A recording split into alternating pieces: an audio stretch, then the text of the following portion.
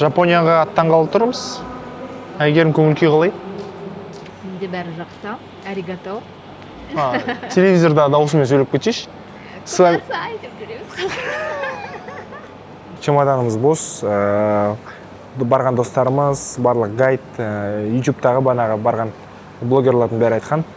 Бос чемоданмен барыңыздар, бір-екі киім ала қойыңыздар. Ан жақта киімнің түрі бар дейді. Арзаннан қымбатына дейін әркім өз қалтасына сәйкес табады деп көріп қайтамыз. Қондық, бәрі жақсы. Ғапыл-ғұпыл ақшаны ауыстырдық. Бізге көптеген достарымыз және интернеттегі адамдарды көргенде туристерді көбінесе айтатын, аэропорттан ақшаны ауыстырсаңыз дұрыс болады. Өйткені қалада айырмашылық көп емес, осы жерден тиімдірек кейде деп. Үйден шықпастан бұрын Visit Japan Web деген сайт бар. Содан барлық Immigration Custom формаларды толтырып шықсаңыз болады. Сосын барып QR беріледі. Сол QR-ды просто қоя саласыз былай. Паспортпен бірге, сонда бәрі тез лезде шығады. Кезекте тұрмайсыз.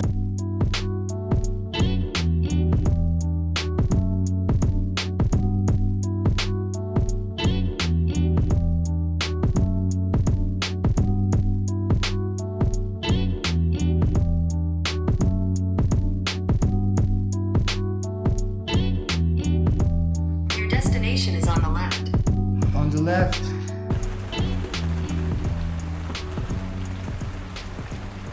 Қалай? Қатты ма жаңбыр? Жаңбыр күшті, аса бір жел жоқ. Ауа райы қолайлы, 27 градус көрсетіп тұр. Біздер Мейджи деген саябаққа баратырмыз. Мысалы, жүгіргісі келетін, көзі көрмейтін адамдар болса, оларға арнайы гидтары бар екен да, бірге жүгіреді, өзінің беговой клубтар болып тұр, жүгіретін. Мынау кісі сияқты, мысалы. Мейджи ғибадатхана істейін ба? Синтеистік ғибадатханаға келдік бұл жерде. Так, шатаспасам, император Мейджиға арналып салынған. Мейджи неге танымал болған соң, анау реставрация Мейджи деген болды ғой. Тарихта олар жабық изоляция болған. Жапония соны изоляциядан шығарған. Мейджи сол аграркадан индустриализацияға өткізген Жапонияны. Және әлемге есіктерін ашқан кез осы императормен байланысты. Соған арналған бұл ғибадатхана. Жанында ана жерде адамдар ғибадат етеді. Іші былай. Онитсука Тайгерға келдік. Бренд. Жапондық аяқ киім. Сол көбінесе таңертең бәрі сатылып кетеді дейді. Таңертең келдік. Ашылғанына жарты сағат болды. Үшінші бала керек па? Какое? Мынау кім Онитсука Тайгер болып жүрген? Ризамын, ыңғайлы, күшті. Апамызға Онитсука Тайгер алдық. Бағасы шамамен 50 мыңға жетпейді. 48-49 мың теңге. Бірақ енді оригинал дүкен болғасын, Жапонияға келіп тұрған соң алмаған қате болады деп ала салдық. В общем, мынау сорпа өздерінің рамендары шамамен бренд қараңыз, қолым алақаным түгелдей. Мысалы, өлшемін қарайтын болсақ, шамамен біреуі 3200-3300 теңге байланысты конвертацияға. Сәйкесінше 7000-6800-ге осылай 2 адамға алуға болады. Джиндикша дегенге отырып жатырмыз. Мынау біздің жігіт. Маған ыңғайсыз. Мне неловко, мне стыдно. Мне человека жалко просто мне. Өзі түсінді бізге, біз оның ақшасын төлеп отырық қой. Еңбегін қанап атқан жоқпыз.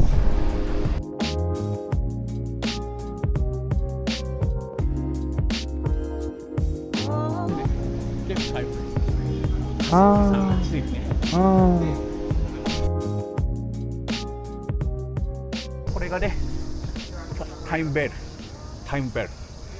今、ウォッチ、ベルはゴン1、ゴン2、3でタイム。Неге бәрі деп айтқанын түсіндіріп кетейін. Жапон тілінде Л әрпі жоқ, сәйкесінше ол Бейл да айта алмай жатыр. Бәрі дейді сондықтан да.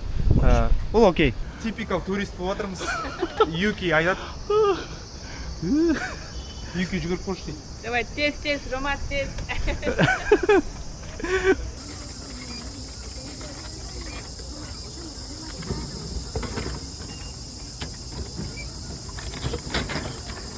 Шамамен сулары 550 теңге тұрады. Сенсоджиға келдік. Адам шұбырып жатыр. Мынау сезон емес деген кездің өзінде мына қараңыз қанша адам.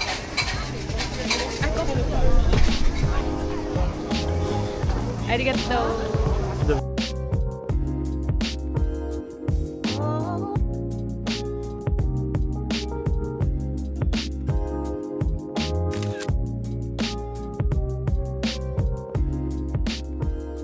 Айгера екеуміз мына қоқыстардың бәрін қолда ұстап жүрміз. Өйткені неге? Мына жерде далада өлде қоқыс салатын жәшік жоқ. Қоқыс салатын жәшік қоймаған. Бәрі сортировка, бәрі там санаулы түрде. Тағы бір қызық жері, Жапонияға мысалы кірсеңіз дүкендерге осындай құрылғы тұрады. Қолыңыздағы қол шатырыңызды қыстырасыз да, сәйкесінше ол мына қабымен шығады. Ішіндегі суы сыртқа ақпау үшін.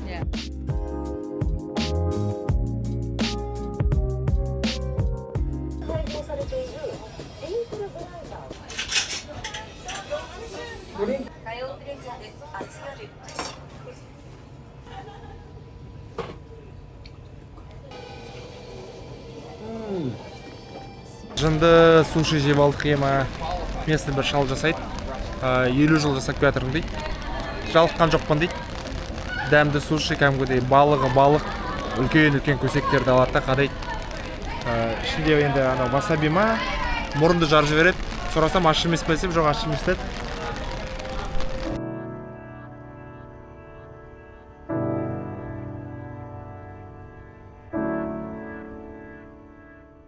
Blue Bottle деген кофеханаға кірдік. Бұл жерде Америкадан келген, шатаспасам Калифорния бір жақтан келген бренд. Енді қазір Жапониядағы филиалына келдік. Көп мақтады, көптеген ревьюлар қарағанда, шоулар қарағанда. Nescafe 3 в одномға жетпей тұр ғой.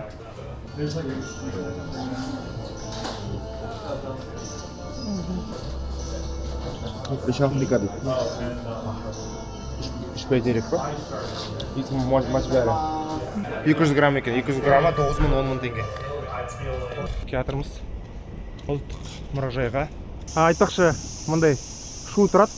Жасыл жерге келсеңіз, бұл шу не десеңіз, цикада. Білмеймін, қалай түсіндірсем болады. Сона сияқты. Студенттерге 500 теңге, 500 йен. Қарапайым туристерге 1000 йен, шамамен 3500 теңге шығады. Ұлттық музейіне, ұлттық мұражайына келіп қойдық. Іші қандай жайлы қараш. Және ұнап тұрған нәрсе, бұл олардың беретін билеттерін қараңызшы. Екі түрлі. Көріне ме сізге? Қылыштары. Мына жерде жалпы 11-19 ғасыр арасында істелген қылыштар бар. Көбінесе енді темір, болаттан істелген. Түсіруге болмайды, сондықтан да контент аз ішінен. Соны айта кетейік дегенім ғой. Қандай зал саған ұнады? Сол анаға көне емес, 16-17 ғасыр қызық бол. Қиындары, экономикасы, банаға үйлердің сыртындағы қыштастар, әсемделген, соның бәрі қалай өрнектеледі, соның бәрін түсіндірген залынар.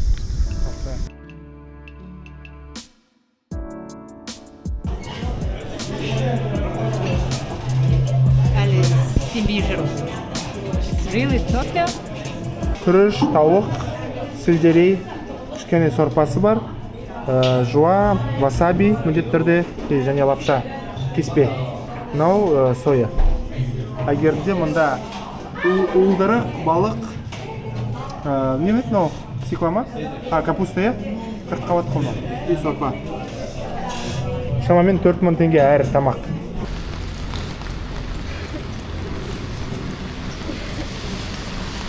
Қалай қашан бұрылады, қандай автобус, мысалы қараңыз.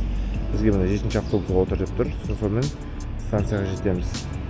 Мысалы, Жапонияда жүрсеңіз, мына Google Maps ыңғайлы екен. Бәрі жазылған. Сика карточкасы. Менде тек қана бір айға арналған карточка, қызыл. Олардікі бар, кәдімгідей жылдар бойы ұстайтын, жасыл түсті ол, бірақ ол карточкаға сен ақша төлейсің. мына карточкамен ақша төлеген жоқ. Мен айттым, бір айға карточка беріңіз, ішіне осыншама ақша салам деп 4000 йен салдым. Маған осы карточканы тегін бер, бірақ ішіне ақшасын құятын болдым. Мынаумен не істеуге болады? Мынаумен барлық қалаларда біздер не төлеп жүрдік? Банаға метро, пойыз, бірақ анау Нараға дейін бөлек төлейсіз. Сосын тағы не? Банаға Шинкансенға да бөлек билет алу керек болады. Мынаумен оған қоса кей аппараттарда мен байқаған біздер сусын алуға болады. Осының ішіндегі ақшамен кәдімгідей тақайсыз, ақшаны соның ішіне шешіп алады.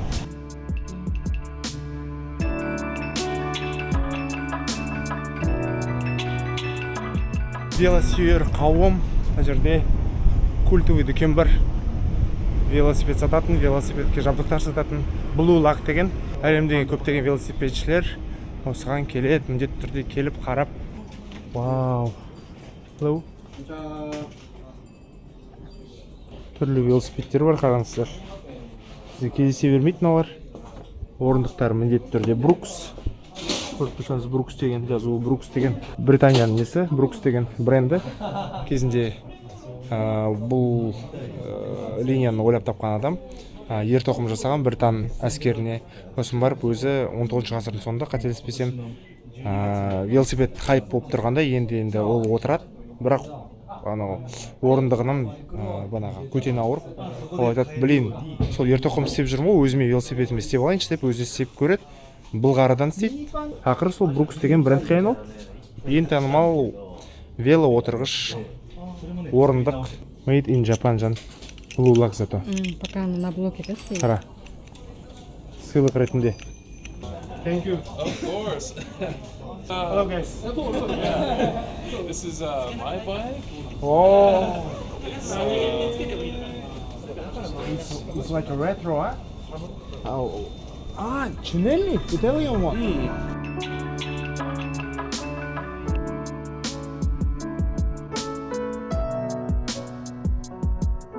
Do you mind if I take a ride here? Yeah, that's fine.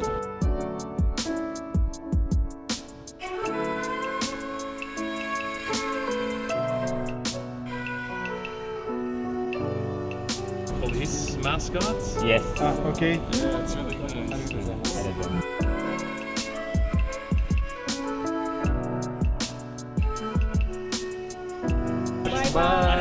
Arigatou gozaimasu. Good luck. Good luck, Blue Lag дейсің ғой. Ашық адамдар екен бұл жерде енді өздері неде жүр ғой. Вело қауымдастық болған соң олар бәрі ашық көмектесуге тырысады. Және мысалы мен бірінші рет келдім десем, мен расымен бұл дүкенді шамамен 5-6 жыл бұрын білдім. Көптеген банағы бэкпекинг, банағы вело саяхатшылардың блогтарынан көргем. Мә бір күнде осы жерге барып мен өз көзіммен көрсем ғой деген.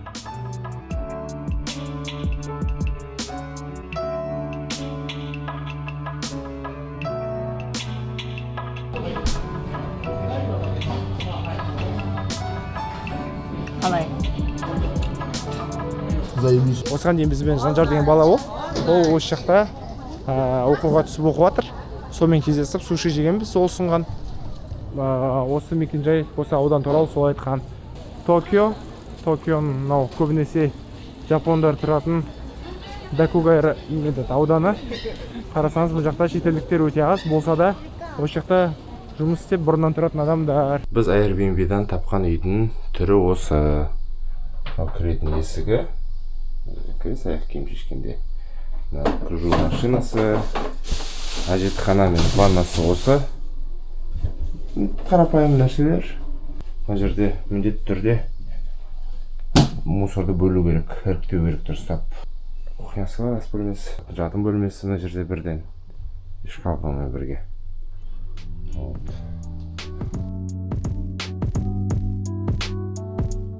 Таң атпай тұрып алып, в общем, біздер неге келе жатырмыз. Токиодан 1 сағат жерде метромен барсаңыз болады. Камакура деген қала. Мұхит жағасында орналасқан. Сонысымен қызық, барып қайту керек.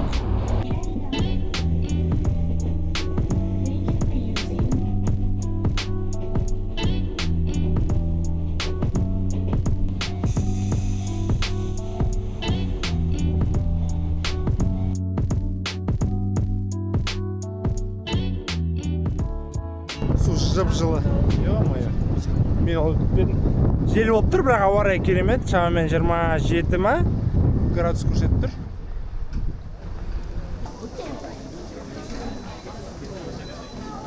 Шетелде жүрген бір қызығы, біздің тіл бөтен адамдарға қалай естіледі екен. Мысалы біздер мына жақта малай, Непал, хинди түрісін естіп жатырық та. Бізге қарайды бәрі жапонша сөйлейді, сосын бар, түсінеді, ағылшынша өседі. Енді ағылшынша деңгейлерін айта алмаймын, қазақтардан мықты деп, былай көбісі біле бермейді, шыны керек.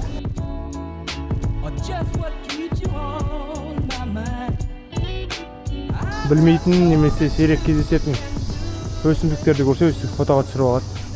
Өзінің айдары болады, әйгерім және өсімдіктер деген. Не мынау, не? Қандай әдемі. Бензайтен деген құдайлары бар. Ол суға, өнерге және музыкаға жауап береді екен. Соған келіп адамдар ғибадат етіп жатыр.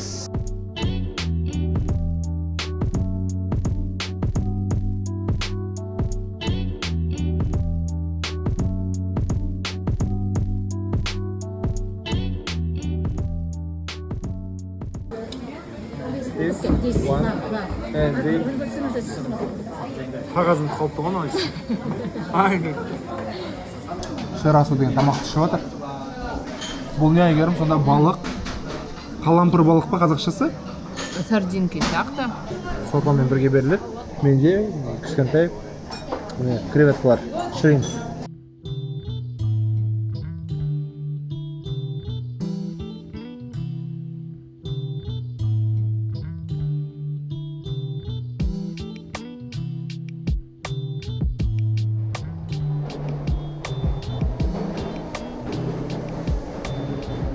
Сегізінші вагон.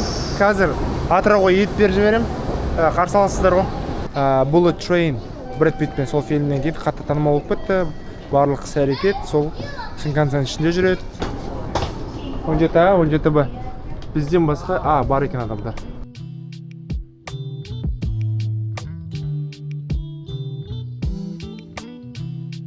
Шек жақсы. Анау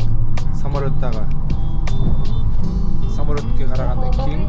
Мына жерде мысалы аяқ қоюға тұратын жердің арасы қараңыз қанша. Қайтадан кіріп өтірік рум-тур істеймін, кірмегендей болып, сендер де байқамаңдар. Хопа, былай кіресіңде. Мұндай қарапайым. Ваннасы сәйкесінше. Душы мұнда, светі қайта кет, міне. Душы мұнда қарапайым. Мұндай Фудзияма терезедегі қуып отырсың. Міне, кондиционері бар. Қайырлы таң. Киотода жүрміз. Ауа райы сәл ылғал. Токиоға қарағанда. Бірақ нормально, терлеп отқан біз жоқ. Енді біз сол Фушима Инариға баратырмыз. Қазір барып, қызыл қақпаларды көріп, Инстаграммен сәйкес келе ме, келмей ме көрейік.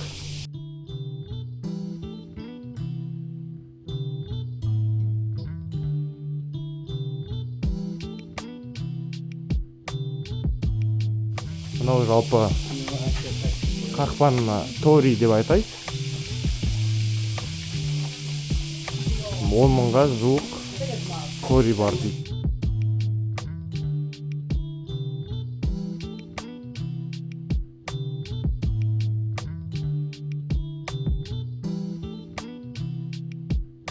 Ең қызығы осындай мәдени жерлер барлығы тегін негізінде.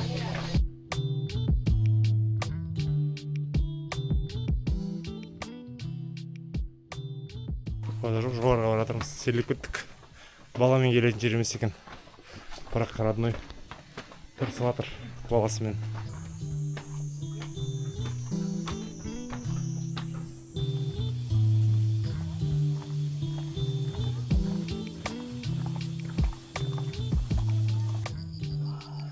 Қалайсың? Мен терлемейтін адам терлеп жатыр. В общем, Инстаграмда барлығы күшті фотоға түсіп тұрады ғой, анау қақпалардың алдында. Оның бәрі салқын кезде немесе әу басында түскен ғой, ол жер терлеп үлгермейсің. Бірақ қазір қаншама жерге мініп келдік, біздер әлі көтеріліп кетірміз, көріп тұрсыздар ма, әлі жоғарға барамыз. Анау төменнен келдік. сәйкесінше баламен келуге кеңес бермеймін мына жерге. Үлкен адам өзі қиналып қайтқанда. Осы жақтың тұрғындары үлкен ғой мынау. Егер мында ионовый суға жатып алады ғой мында. Мындай ма? Интеграция болып кетті ма японский судың нефтема? Жалпы маған саяхаттау неге маңызды? Өйткені басқа ойлар, басқа елдегі адамдармен танысып, олардың ойларын естіп, олардың көзқарасын, олардың перспективасын қарайсың. Міндетті түрде оларды қабылдау қажет жоқ. Бәрібір біліп жүрген жалпы awareness, жалпы білімің, жалпы жан-жақтылығын кеңейеді. Ұнады ма? Я помолилась. Всех нас. Так, сосын. Қазақстанда көк аспан, тыныштық болсын деп. Өзің Жапонияда жүрсің. Түрі бар кальмардың қолынан бастап. Мынау мысалы сырты жұмыртқаға оралған омлет. Бірақ мысалы ішінде креветка болады. Тәтті картоппен бетіне балмұздақ қойылған. Ыстық күні керемет. Қалай? Күшті ме, дәмді ме? Тәтті картоп. Қызық екен, Біздер олай, мен басында олай елісті алмадым. Я қалай істеден? Панировкадан өткен креветка. Размерін қарашы, үлкен. Тема. Қам креветка қуырылған. Ұзын бір несі бар. Сизинингі бар. Түсінбей тұрмын не екен. Бірақ дәмді екен. Мынау екіншісі. Сәліз. Ыстық па? Шионин ғибадатханасына келдік. 13-ші ғасырда салынған ғимарат екен. Киото бойынша жоспар жасасаңыз да бәрібір ауығып кетесіз, өйткені мына жерде көптеген өздерінің мәдени астанасы ғой енді. Әрбір жері тарих. Бәрібір бір жерде тоқтап басқа жерге кетіп қаласыз. Кофе сүйер қауымға Харионың кофеханасына келдік.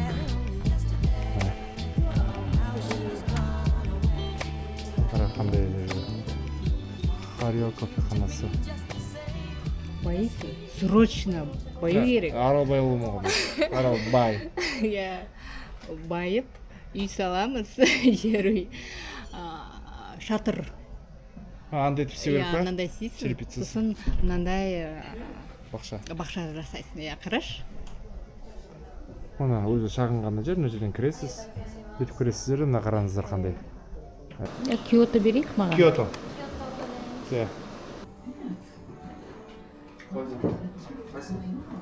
Әйгерім қалай саған?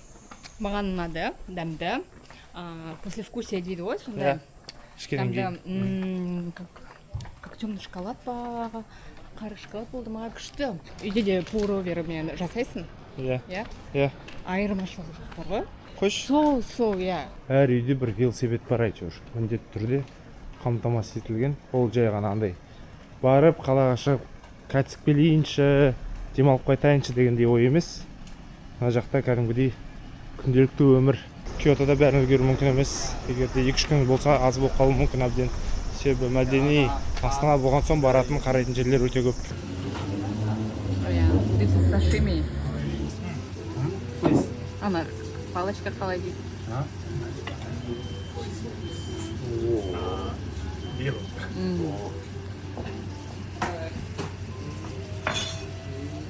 Ақын.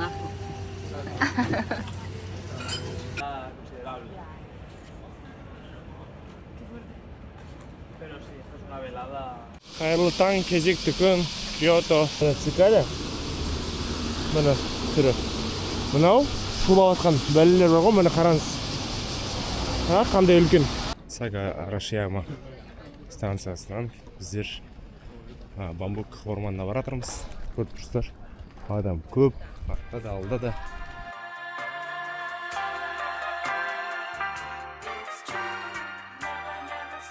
Темір сияқты ма? Темір кәдімгідей. Өтірік сияқты бар ғой. Сіз білдіңіз бе, бамбук ол ағаш емес, ол шөп екен. Сосын ол стальдан да мықты екен.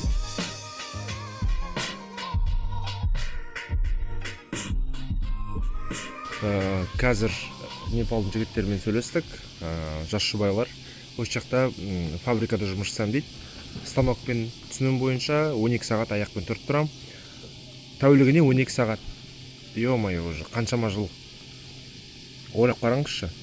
Ол айтады маған, сен мұнда жұмыс жасайсың ба, әлде қыдырып келдің ба дейді. Мен қыдырып келдім десем, вау деп андай таңғалды да. Деп сосын бар шүкір деп қалдым өзім бір жағынан. Айтады да, сол жапондардан қысым бар, мынау кімдер көбейіп жатыр дейді. Осылай шетелден келген жұмысшылар, олар біздің ақшаны алып жатыр дегендей әңгімелер көбейе бастады дейді. Айтатыны қызық, мен Непалдікімін, мен оңтүстік Азияданмын, бірақ мені жапондар азиат ретінде қабылдамайды дейді. Өйткені мысалы айтады да, саған, маған оңай дейді, мындай келіп, аузыңды ашпасаң да сені өзіке етіп қабылдайды фон ретінде. Бірақ мен терімнің түсі өзі айтып тұр да, дарк деді ма? Даже black деген жоқ, dark деді. Сол оны қабылдамайды деді. Олар мені азиат ретінде санамайды деді.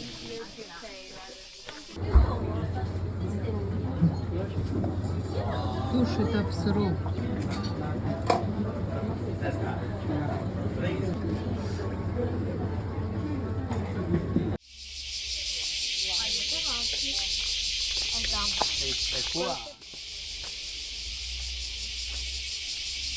Шырмауық па? Иә. Шырмауық, иә? Мен ойладым, мынау моқтан шыға ма?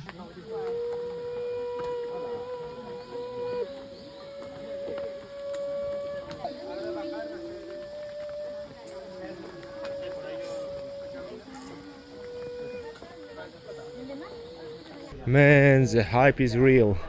You see this one? Wow.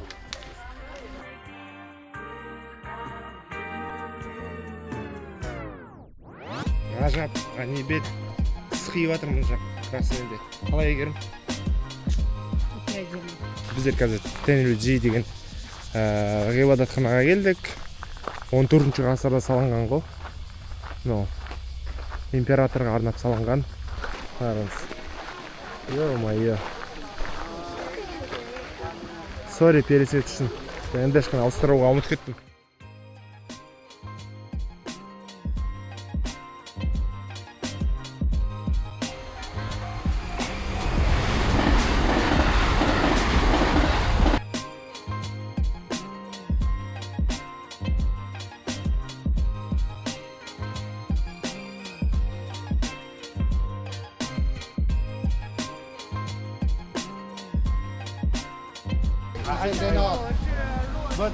Жомарт.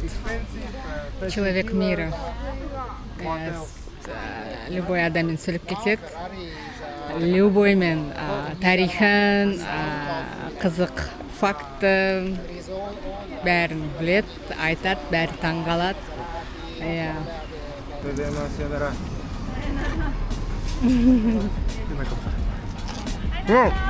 Қалай? Көкем ба?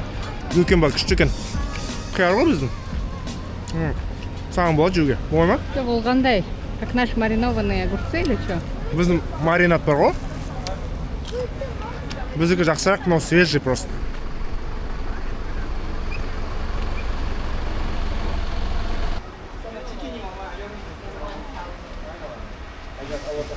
Біздер сол Арашиямадағы Фуфу но Ю деген неге келдік, моншаға. Олардың дәстүрлі моншалары онсен, сол несімен ерекшеленеді, ол табиғи ыстық су минералдары, солардан келетін суды алады, сол жерде жинайды. Оның температурасы шамамен 38-45 градус арасында, өте жылы сулар. Бұлай отырасыз 15-10 минуттан сосын барып шығып, босанысып, кәдімгідей салқын суға жатуға болады. Одан кейін барып өздерінің сауналарына жатуға. Шамамен моншалары 95-100 градус болады. Кәдімгідей 2 сағатта босансып, демалып.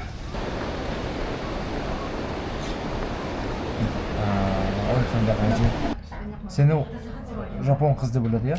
Әжемен біз сөйлей алмадық, өйткені ол ағылшынша сөйлей алмайды. Ол маған бірден айтып жатыр, жапонша мен түсінбеймін. Қазақстан туралы ештеңе білмейді. Жылқы туралы айттым ғой. Иә, сосын айттым, біз жылқы жейміз. Маған қызықсың, жылқы қалай түсіндірдің жазып?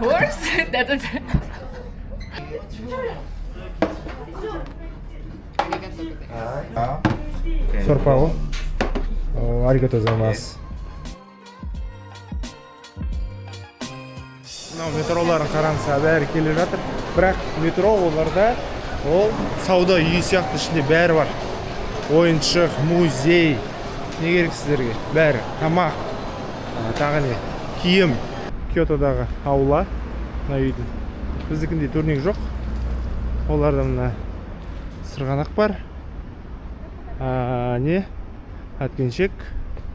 Мынау балалар тартылуға, мінуге арналған.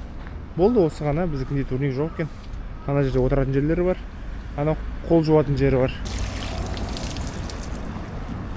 Мына ауладағы туалет. В принципе, таза. Аса ештеңе жоқ. Мына жерде кіші дәрет. Неге келдік? Олардың жанармай құю станциясына. Мына қараңыздар. 182 деген шамамен ол біздің 92. Мынаға октан саны бойынша сол сәйкес келеді. Құны 655 теңге литрына шамамен. Екінші тұрған 194 бұл хай октан премиум дейді. Ол олардың 98-дері шамамен. Литрі 700 теңге шамасында. Және дизель ол шамамен мұнда 580 теңге литр деп тұр. Ең соңында веложолаққа келетін болсақ, бұлай жолдың шетінде ғана, ешқандай басқа белгі жоқ. Осымен тура айдай бересіз.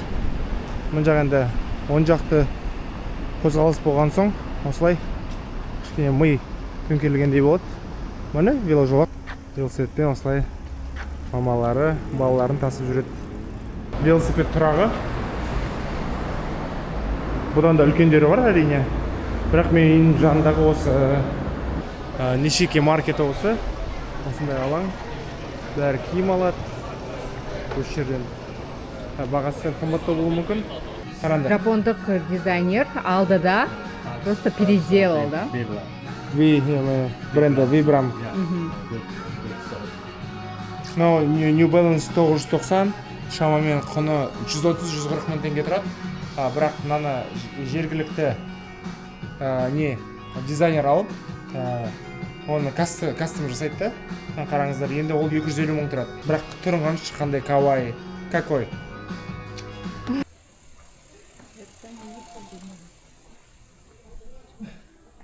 Киотодан нарыға баратырмыз, бөлек пойыз, бөлек билет. A limited express ticket and a basic fare ticket are required. Please sit in the seat indicated on your limited express.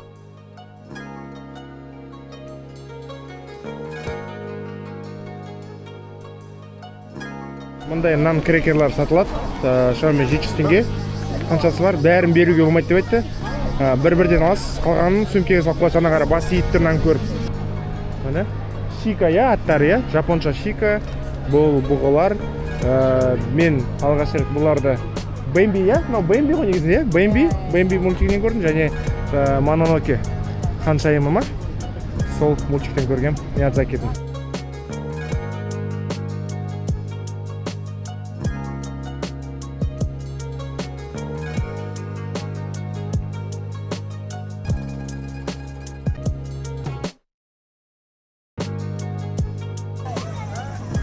Қайсың? Күшті екен әп-әдемі. Қазақстанға барамыз. Елік 5 миллион болды, я. Соны Саны ма? аламыз. Я. 5 миллион елік пайда болды ма? Соны аламыз. Сосын? Қолға үйретеміз. Сосын? Сосын бір районда ашамыз бұлай. Я. Ботанический саябаққа, я. Так, тыңдап тұрмын. Апарамыз да. Жайылсын. Сол жер жайылады, я? Бизнес, туризм. Болды. Все. Жеңіс Қасымбек, дайындалыңыз.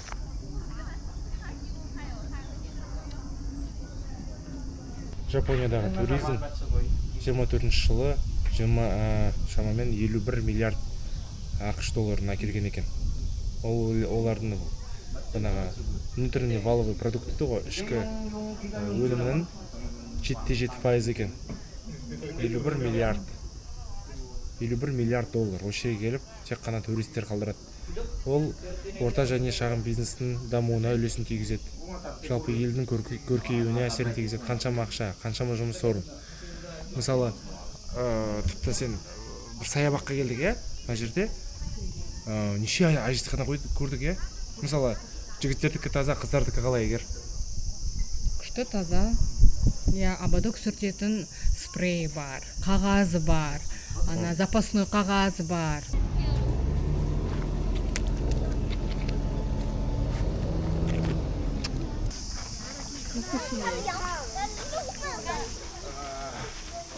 Мен ойладым, жабық бірдеме, как зоопарк сияқты болады. Бірақ мынау қала ашық, жүреді. Толып жүр олар.